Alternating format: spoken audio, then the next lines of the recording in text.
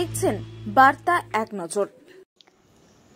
মাথাভাঙা ২ নম্বর ব্লকের নিশিগঞ্জ মধুসূদন হোড় মহাবিদ্যালয়ে পুনরায় চালুর দাবিতে মাথাভাঙা কোচবিহার রাজ্য সড়ক অবরোধ করল ছাত্রছাত্রীরা। এদিন নিশিগঞ্জে এই অবরোধের জেরে ব্যাপক ভোগান্তিতে পড়েন সাধারণ মানুষ। ছাত্রছাত্রীরা জানান, সামনে পরীক্ষা, কলেজ বন্ধ, আদেও তারা পরীক্ষা দিতে পারবে কিনা তা নিয়ে আশঙ্কায় রয়েছেন। প্রসঙ্গত, সেলফ ফিনান্স কলেজ হিসেবে এতদিন ধরে চলছে মধুসূদন হোড় মহাবিদ্যালয়। রাজ্য সরকারের কাছে বারবার আবেদন করার পরেও কলেজের অনুমোদন মেলেনি। ছাত্র ভর্তিতে সমস্যা দেখা দেওয়ায় কলেজের শিক্ষাকর্মীরা কলেজ না আসার কথা জানিয়েছেন কর্তৃপক্ষকে। কলেজের গেটেও তালা লাগিয়ে দেওয়া হয়েছে। কলেজ পুনরায় চালুর দাবিতে এদিন পথ অবরোধ।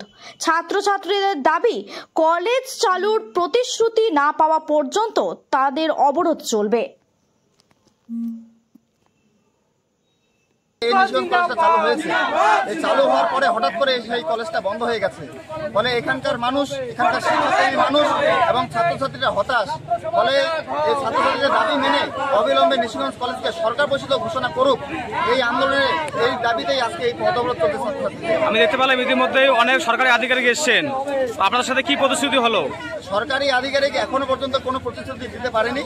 ফলে সরকারি আধিকারিক যতক্ষণ না বলছে, কারণ এর আগেও ডিএম সাহেবের কাছে যাওয়া হয়েছে, ডিএম সাহেবের কাছে সব কাগজ ওনার কাছে আছে, কিন্তু এখনো পর্যন্ত এখনো পর্যন্ত সুরাহা আমরা এখনো পাইনি। পরীক্ষা কোথায় দেবে, কোন জায়গায় পরীক্ষা হবে, কি এখনো সিলেবাস কমপ্লিট করতে পারেনি। সামনে 27 তারিখে পরীক্ষা আছে। ফলে সব মিলে অনিশ্চিত অবস্থায় আছি, ছাত্রছাত্রী হতাশ হয়ে আছে। ফলে এর প্রতিবাদে আমরা আজকে পদত্যাগ করতে বাধ্য হচ্ছি।